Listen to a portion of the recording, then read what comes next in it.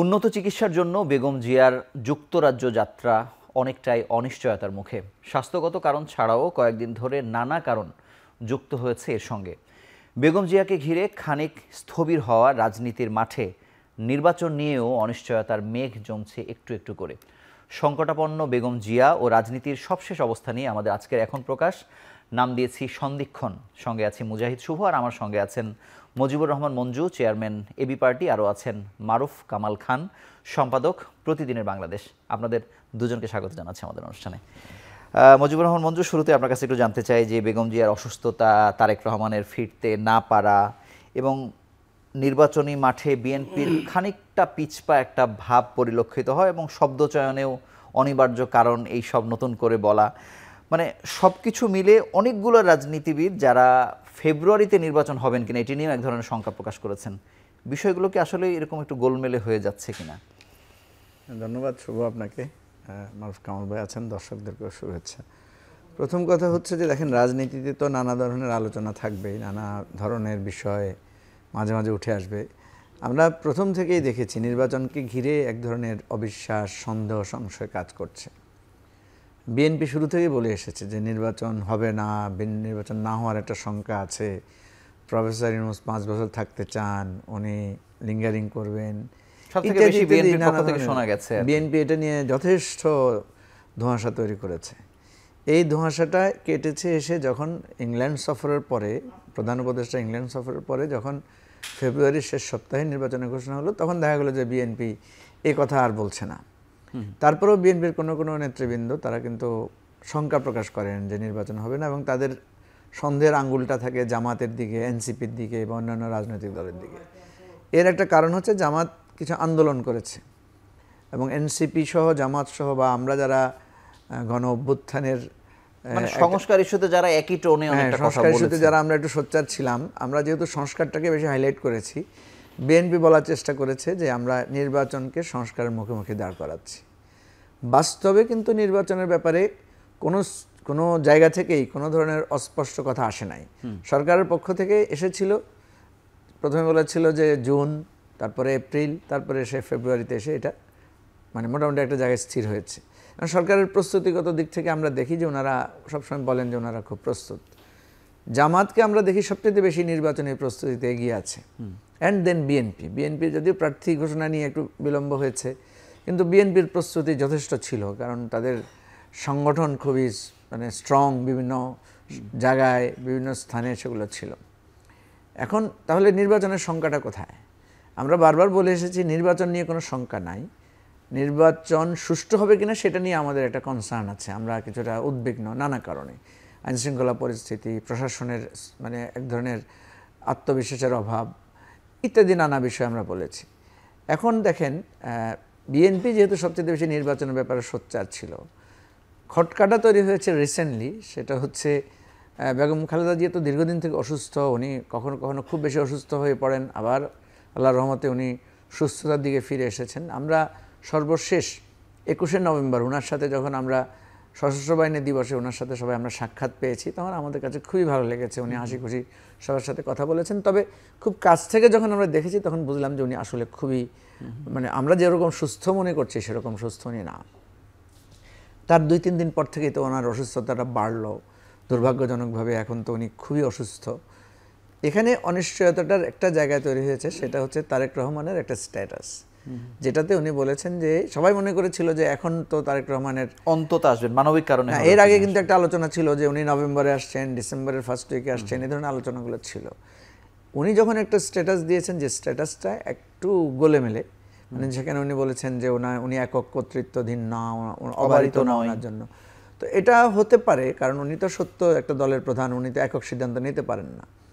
কিন্তু মানে যেভাবে এটাকে উপস্থাপন করা হয়েছে সেটার উত্তরটা দেওয়া হয় না। ধরুন আপনি যদি বলেন যে আমার একটা অসুবিধা আছে, তখনই মানুষ আপনাকে জিজ্ঞেস করবে কি অসুবিধা। কিন্তু ওই অসুবিধাটা পরিষ্কার করার জন্য কিন্তু সরকার আবার বারবার দফায় দফায় কিন্তু এটা পরিষ্কার করার চেষ্টা করেছে যে বাংলাদেশের সরকার মানে অসুবিধাটা কোত্থেকে, কয়েকটা দিক থেকে হতে পারে। একটা হচ্ছে দলীয় সিদ্ধান্ত, একটা হতে পারে বাংলাদেশ সরকারের কোনো আইনগত বিধিবিধান, আরেকটা হতে পারে উনি যে অ্যাসাইলাম নিয়েছেন সেখানে কিন্তু একটা বাধ্যবাধকতা থাকে, উনি সব দেশে যেতে পারবেন, কিন্তু ওই জায়গাটাই কি আসলে আসলে হ্যাঁ, কারণ ওই কি? জায়গাটা যদি পরিষ্কার করে বলা হতো যে ওনার অ্যাসাইলেমের যে জায়গাটা বা আইনগত যে জায়গাটা, এটার কারণে একটা উনি স্বাধীনভাবে আসতে পারছেন না, তাহলে এটা নিয়ে খুব ধোঁয়াশা তৈরি হতো না। বাকি সবকিছু ঠিক ছিল আপনি তাই এখন বলছেন। এইটার কারণেই আপনি যেটা লিঙ্ক করেছেন যে ইলেকশন কোনো থ্রেটে পড়ে কিনা, কারণ বিএনপি নির্বাচনে বেগম খালেদা জিয়াকে প্রার্থী দিয়েছে, তারেক রহমান দেশে আসবেন, উনি দলের ফাইনালি প্রার্থিতার বিষয়গুলো সমাধান করবে, এই ধরনের একটা প্রত্যাশা আছে।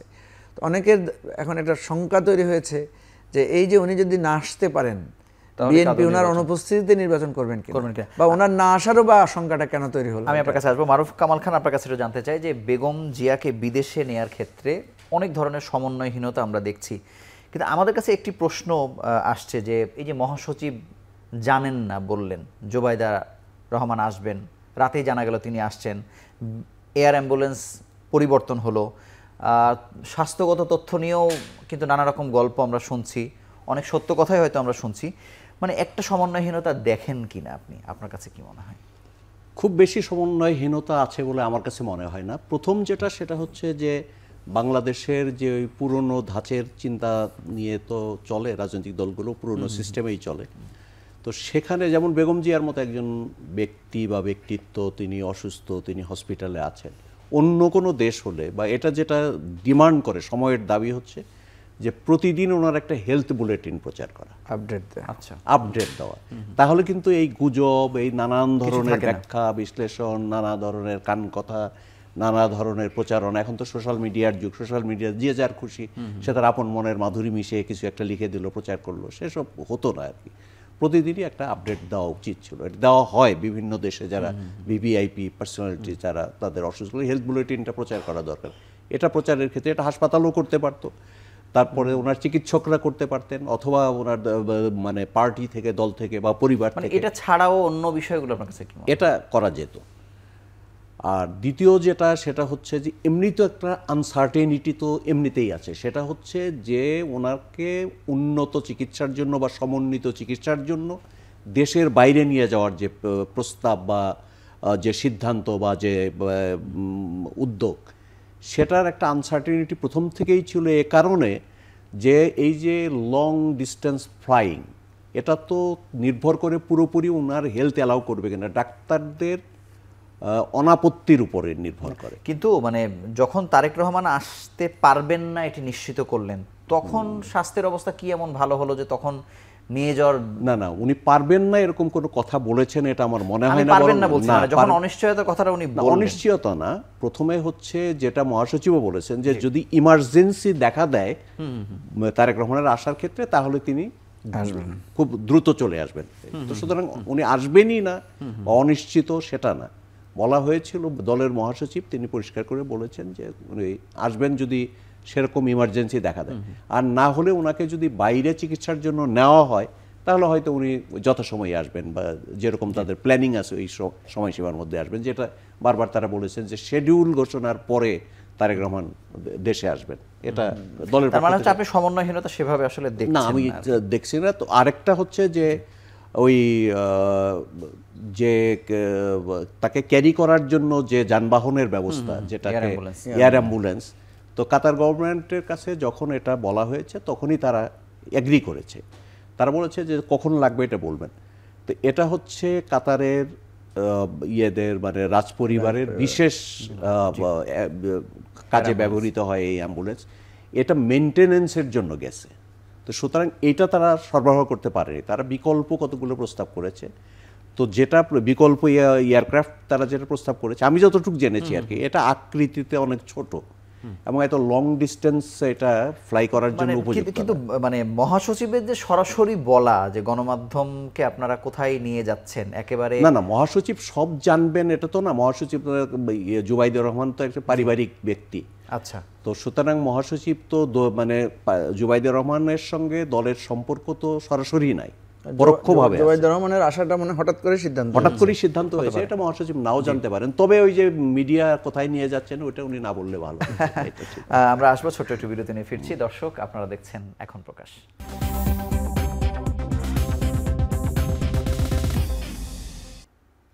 ফিরে এলাম বিরতির পর, আপনারা দেখছেন এখন প্রকাশ। মজিবুর রহমান মঞ্জু, আপনার কাছে জানতে চাই যে 272টি আসনে বিএনপি প্রার্থী চূড়ান্ত করার পরে মানে ওই যে এনসিপির সাথে যে একটা আলোচনা ছিল যে জোট হতে পারে, বা তার সাথে যুগপৎ আন্দোলন যারা করছিলেন তারাও একটু একটু অন্য সুরে কথা বলা শুরু করেছে, মানে ব্যাপারটা কি এরকম যে বিএনপি একাই নির্বাচন করবে না, মানে একটু অন্যরকম কিছু মনে হচ্ছে আর কি এখন আপনার পর্যন্ত? আমি যেটা কাছ থেকে দেখেছি আর কি, সেটা হচ্ছে যে বিএনপির সাথে যারা এলাই, যারা যুগপৎ বা জোটে ছিল, আমি দুটো অবাস্তব ধারণা দেখেছি। একটা অবাস্তব ধারণা হচ্ছে যে ধরেন এই সমস্ত দলগুলো যারা বিএনপির সাথে জোটে ছিল, এই দলগুলো কিন্তু বিএনপিকে দিয়ে উপকৃত হয়েছে নানাভাবে। যেমন এদের বিভিন্ন অনুষ্ঠানে বিএনপির সিনিয়র নেতারা যান, ফলে ওনারা খুব কাভারেজ পান এবং আন্দোলন সংগ্রামের সাথে ছিলেন অবশ্যই, কারণ বিএনপির তো একটা কমিটমেন্ট ছিল যে সবাইকে নিয়ে ওনারা কাজ করবেন। একটা প্র্যাকটিক্যাল প্রবলেম আমি যেটা দেখেছি, এই প্র্যাকটিক্যাল প্রবলেমটা আমি দেখেছি যে এই অ্যালায়েন্সের সদস্য যারা, তারা এটা বুঝতে চান না। যেমন বিএনপির 15 বছর নির্বাচন হয় নাই, এই 15 মানে বিএনপি ইলেকশনে পার্টিসিপেট করতে পারে নাই সেভাবে। এই 15 বছরে বিএনপির কিন্তু 2টা জেনারেশনের নেতা উঠে এসেছে। একটা আসনে আগে যিনি একজন ছিলেন প্রতিদ্বন্দ্বী বা 2জন ছিলেন, সেই জায়গায় কিন্তু এখন 4জন থেকে 5জন হয়ে গেছে। এবং এরা প্রত্যেকেই গত 15 বছর ধরে নানা ধরনের মানে মানে নিপীড়ন, নির্যাতন, জেল, জুলুমের শিকার হয়েছেন। সুতরাং তাদের একটা পপুলারিটি, একটা স্টেক তৈরি হয়েছে সেখানে। এখন এই যারা অ্যালায়েন্সের মধ্যে আছেন তাদেরকে যখন সেখানে দিতে যায়, ডেফিনেটলি সেখানে আপনার বিদ্রোহী প্রার্থী হবে, সেখানে এক ধরনের স্বতন্ত্র প্রার্থী হবে। এখন এই অ্যালায়েন্সের সদস্যরা মনে করেন যে এটা বিএনপি মনে হয় ইচ্ছা করে করছে, কিন্তু এটা আসলে বিএনপি ইচ্ছা করে করছে না। বিএনপি কিন্তু চেষ্টা করে যে না, তাদেরকে বোঝানোর জন্য। বিএনপি এখন ফ্যাক্টের মধ্যে আছে আর কি, আমি এটা প্র্যাকটিক্যালি দেখেছি আর কি, মানে বিএনপি নেতাদের সাথে কথা বলে দেখেছি। তারা বলেছে ভাই আমাদের তো এই অবস্থা, আমরা কি করব। তো এই বুঝটা আসলে আনা তো খুব কঠিন। এখন অ্যালায়েন্সের সদস্য যারা আছেন তারা মনে করেন হ্যাঁ আমরা এতদিন ধরে তাদের সাথে আছি, ওনারা এত কমিটমেন্ট দিয়েছেন, ইত্যাদি। হয় না কেন? কারণ আমি এখন যেটা দেখতে পাচ্ছি, যেটা কালকে মাহমুদুর রহমান মান্না কিছুটা বক্তব্য বলেছেন, যে এখন ওনারা প্রার্থী দিতে গিয়ে জিজ্ঞেস করেন যে জিততে পারবেন তো। হ্যাঁ, মানে আপনি প্র্যাকটিক্যালি দেখেন, ধরেন বিএনপি সেটাও বলেছেন, আবার ওই যে একটু অন্য সুরে কথা আবার বলেছেন যে আগে 2/3 কথা ছিল, এখন তারা এতটা পাবে। ওইটা অন্য কথা, ওইটা হয়তো হতে পারে, সেটা একটা সমালোচনার জায়গা থেকে হয়তো মান্না ভাই বলেছেন। এখন এই জায়গাটা মানে সমন্বয় করা খুব কঠিন। এবং কিছু কিছু আসনে এরকম কথাটা সত্য যে বিএনপি যদি তার অ্যালায়েন্সের লোকদেরকে ছেড়ে দেয়, তাহলে সেখানে দেখা যাবে যে বিদ্রোহী প্রার্থী হবে বা বিএনপির ক্ষতিগ্রস্ত হওয়ার সম্ভাবনা আছে, অন্য যারা প্রতিদ্বন্দ্বী আছে তারা জিতে আসার সম্ভাবনা আছে, জিতে যেতে পারে। এই প্র্যাকটিক্যাল প্রবলেমটা বুঝতে হবে, না বুঝলে এখানে সমস্যাটা হবে। আমি আসবো মারুফ। আচ্ছা ঠিক আছে, মারুফ কামাল খান, আপনার কাছে একটু জানতে চাই, আপনি গণমাধ্যমের মানুষ, একজন সম্পাদক, মানে ডাক্তার জুবাইদাকে এবার যে পরিমাণ ট্রিটমেন্ট গণমাধ্যম আসলে দিল, এটি কি বেগম জিয়ার অসুস্থতা, তারেক রহমান আপাতত যে ফিরতে পারছেন না, এটার কি অন্য কোনো ইঙ্গিত বহন করে, নাকি এটা এই পরিস্থিতির কারণে হয়তো কাভারের জন্য সেভাবে পেয়েছেন?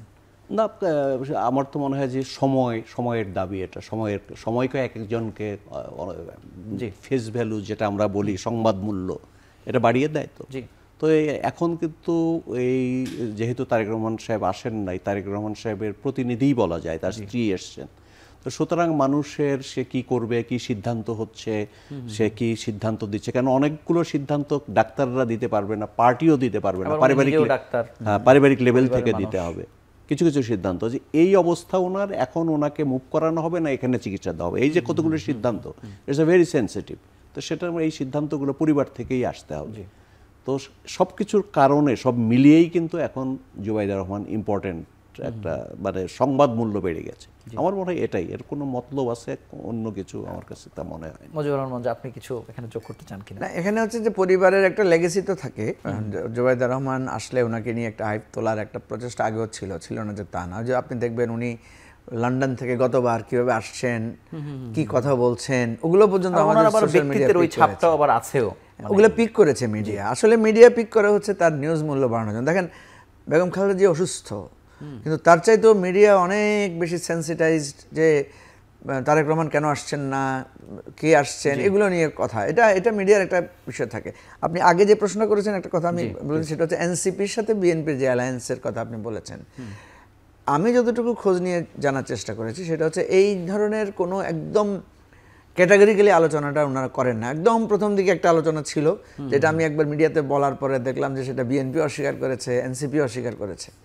পরে যতটুকু আলোচনা হয়েছে কেউই ওনারা স্বীকার করেন না যে ওনাদের মধ্যে একটা জোটবদ্ধ হওয়ার আলোচনা হয়েছে কিনা। আর জোটবদ্ধ চাইতে ওনারা এক ধরনের সিটের সমঝোতা চাই। সমঝোতায় যাবেন কিনা। এখন আমার কাছে যেটা মনে হচ্ছে যে এই সুযোগ আর নাই, কারণ বিএনপি যে প্রার্থী ঘোষণা করে ফেলেছে সেখান থেকে আসনগুলোতে তো তারা দিয়ে সেখান থেকে আবার একটা সমঝোতায় যাওয়া খুব কঠিন। তবে আমরা যে কথাটা বারবার বলছি যে বিএনপি জামাতের রাজনীতিতে ওনারা তো একটা শক্তিশালী দল আকারে ওনাদের বিরাট একটা অবস্থান তৈরি হয়েছে। আমরা যারা নতুন রাজনীতি করছি আমাদের উচিত নতুন রাজনীতি নিয়ে মানুষের কাছে হাজির হওয়া, কারণ আমাদেরকে সবসময় বলা হয় যে আপনাদের তো ভোট নাই, আপনাদের তো জনসমর্থন নাই। আমরা কতদূর এগিয়েছে এক কথায় যদি বলেন? সেটা আমরা আলোচনা এখনো চলমান আছে এবং আমরা খুব আশাবাদী এখনো যে নতুন রাজনীতির কথা যদি আমরা মানুষের কাছে না পৌঁছাই তাহলে মানুষ আমাদেরকে সাপোর্টটাও বা করবে কিভাবে। আপনাকে ধন্যবাদ। আমরা আরো একটি ছোট্ট বিরতি নিয়ে ফিরছি। দর্শক, আপনারা দেখছেন এখন প্রকাশ।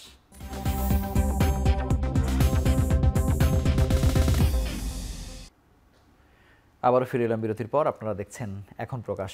মজিবুর রহমান মঞ্জু, আপনার কাছে জানতে চাইবো যে জামাত এনসিপির জোটের একটা কথা ছিল, মানে বিএনপির সাথে এটি অনেকটা ক্ষীণ হয়ে গেছে, কিন্তু আপনাদের ওই তৃতীয় জোট বা আলাদা একটি জোটের বাইরে জামাতের সাথে জোটের আলোচনাটা এখনও কি ভেতরে ভেতরে চলছে কিনা, বা এটি হতে পারে কিনা, বা আপনারই একটি বক্তব্য ছিল এটি সর্বদলীয় ঐক্যও হতে পারে, এখন এটি কোন জায়গায় আছে? না, আমি একটা কথা আগেই বলেছিলাম, যেহেতু জামাত এবং বিএনপির মধ্যে একটা সংঘাতময় পরিস্থিতি দেখতে পাচ্ছি এবং নির্বাচনের অনিশ্চয়তা নানা ধরনের দিকে ঘুরপাক খাচ্ছিল এবং সংঘাতের একটা আশঙ্কা, এখনও আমি কিন্তু সে আশঙ্কাটা করি। নির্বাচন শুরু হলে যেখানে যেখানে বিএনপি জামাতের খুব হাড্ডাহাড্ডি লড়াইয়ের সম্ভাবনা আছে সেখানে কিন্তু পরিস্থিতি একটু খারাপ হতে পারে। আইনশৃঙ্খলা পরিস্থিতি আমাদের এমন পরিস্থিতি নাই যে এই দুটো দলের বা এরকম কারোর সাথে যদি গণ্ডগোল লেগে যায় সেখানে ওনারা যে খুব কার্যকর ভূমিকা রাখতে পারবেন সেই বিশ্বাসটা বা সেই আত্মবিশ্বাসের যথেষ্ট ঘাটতি আছে। সেই জায়গা থেকে আমি বলেছিলাম যে বিএনপি জামাতের তো দীর্ঘ একসাথে চলেছেন ওনারা, সুতরাং এখন এই একটা বিজয়ের পরে একটা আনন্দময় সময় ওনারা আবার সংঘাতে লেগে গেলেন কেন? বরং ওনারা এখানে একটা সমঝোতামূলক নির্বাচন করতে পারতেন। করলে যেটা হতো, আমাদের নির্বাচনটা শান্তিপূর্ণ হওয়ার একটা সম্ভাবনা থাকতো এবং আমরা যে সংস্কার প্রক্রিয়াটা এগিয়ে যেতে চাচ্ছিলাম সেটা একটু সাস্টেনেবল হতো। তো এখন তো সেই সম্ভাবনা আর দেখছি না।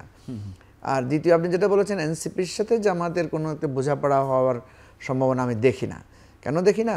কারণ জামাত কিন্তু 8 দলীয় একটা অলরেডি একটা বোঝাপড়া করেছেন এবং এই 8 দলের বোঝাপড়া করাও কিন্তু প্র্যাকটিক্যালি খুব কঠিন হবে। এখন সেখানে কিন্তু জামাত এবং ইসলামিক দলগুলোর মধ্যে এক ধরনের নিয়ন্ত্রণ আছে দলের উপরে, প্রার্থীদের উপরে। ধরেন ইতিমধ্যে জামাত দিয়ে একটা জায়গায় কিন্তু তার প্রার্থী পরিবর্তন করেছে, তেমন কোনো প্রতিক্রিয়া হয় নাই। এটা যদি বিএনপি করতে যাইতো তাহলে কিন্তু এরপরে যদি আবার এনসিপি যোগ হয় এটা আরো এই জন্য আমি যেটা বলছি এইটা এখন এমন জায়গায় চলে গিয়েছে কারণ জামাতের প্রার্থীরা ব্যাপকভাবে নির্বাচনী প্রচারণায় নেমে পড়েছেন।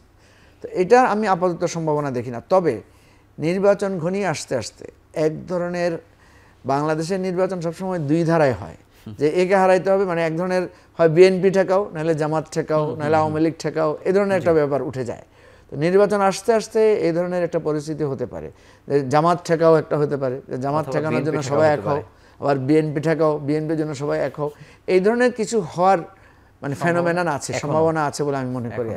মারুফ কামাল খান, আপনার কাছে জানতে চাই যে নির্বাচনে অংশ নিতে পারবে জাতীয় পার্টি, এটি গতকালকের খবর, এখনো আমরা কোনো রাজনৈতিক দলের কাছ থেকে সেরকম কোনো কথা এখনো শুনিনি সে ব্যাপারে, কিন্তু এটির পরে কি আসলে ওই যে শেখ হাসিনা বা অন্যান্য যারা দণ্ডিত অপরাধী তাদেরকে বাইরে নিয়ে ক্লিন ইমেজ বা অন্যভাবে কি আওয়ামী লীগেরও নির্বাচনে আসার একটা প্রক্রিয়া তৈরি হলো কিনা? আমার মনে হয় না, এটা সময় নাই এটা করার মতো সময়। মানে আওয়ামী লীগ তো এখন কার্যক্রম নিষিদ্ধ আছে, কার্যক্রম বন্ধ আছে এবং এখন ওই বিচার চলছে, ট্রায়াল চলছে।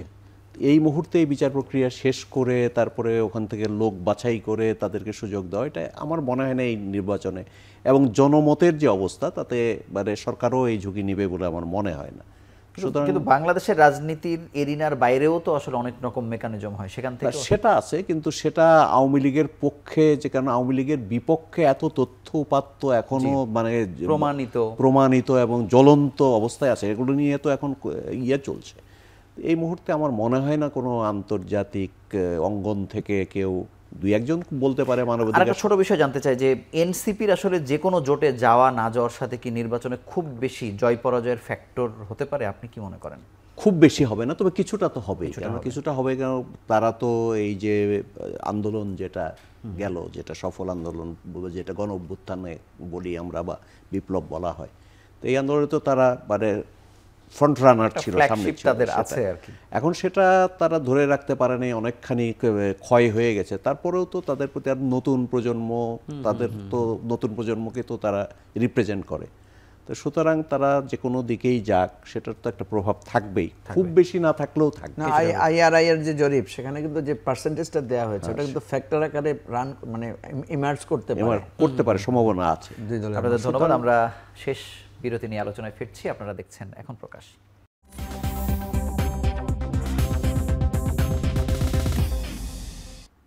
আবারও ফিরে এলাম বিরতির পর। আপনারা দেখছেন এখন প্রকাশ।